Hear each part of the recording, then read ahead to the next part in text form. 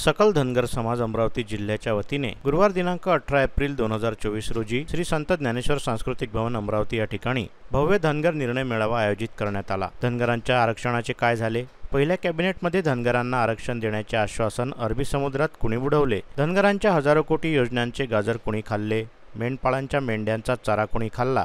या सर्व प्रश्नांची उकल करण्यासाठी चलो अमरावतीचा नारा धनगर निर्णय मेळाव्यासाठी देण्यात आला। या निर्णय मेळाव्याला प्रमुख उपस्थिती म्हणून माजी आमदार रामहरी रुपनकर, माजी आमदार हरिभाऊ भदे आणि विदर्भ धनगर परिषदेचे अध्यक्ष ॲडव्होकेट दिलीप एडतकर हे उपस्थित होते।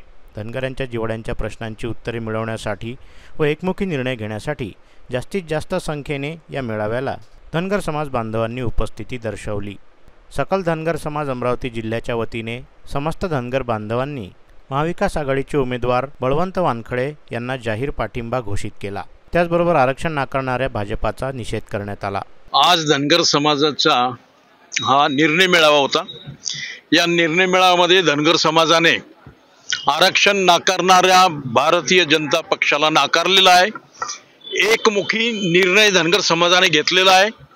भाजप या पक्षाने आमचं आरक्षण नाकारलं, त्यामुळे आम्ही त्यांना मतदान नाकारत आहोत।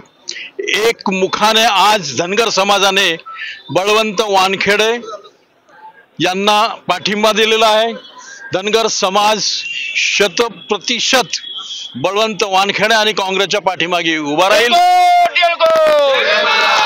लोकसभा मतदारसंघामध्ये धनगर समाजाची जेवढी गावं आहेत जवळपास 2,500-3,000 हजार लोक या मेळाव्याला होते। प्रत्येक गावाचं प्रतिनिधित्व या मेळाव्यात होतं। सर्वाधिक धनगर त्या 2-3 मतदारसंघात जे आहेत ते सर्व बहुसंख्येने उपस्थित होते।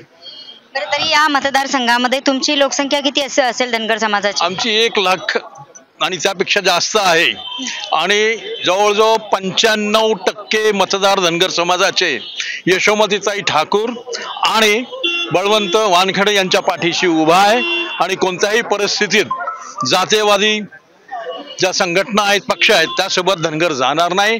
एकमुखाने बळवंत वानखेडे, यशोमतीताई ठाकूर आणि काँग्रेसच्या पाठीमागे यापुढे उभं राहण्याचा एकमुखी निर्णय धनगर समाजाने घेतलेला आहे। व्हिडिओला लाईक करा, शेअर करा, मंडल न्यूजच्या यूट्यूब चॅनलला सबस्क्राईब करा आणि फेसबुक पेजला फॉलो करा।